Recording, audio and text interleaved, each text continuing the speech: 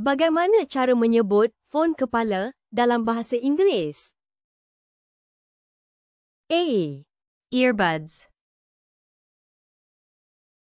B, Charger. C, Headphones.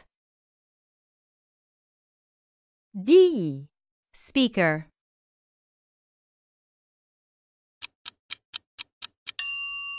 Jawapan yang betul ialah pilihan C. Headphones. Bagaimana cara menyebut fon telinga dalam bahasa Inggeris? A, Earbuds. B, Headphones. C, Charger. D. Speaker.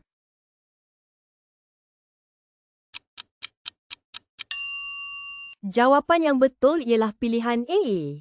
Earbuds. Bagaimana cara menyebut pengecas dalam bahasa Inggeris? A, Headphones.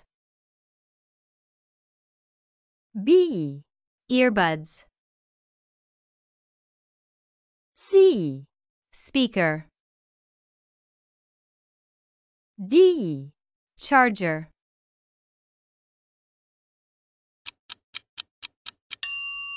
Jawapan yang betul ialah pilihan D. Charger.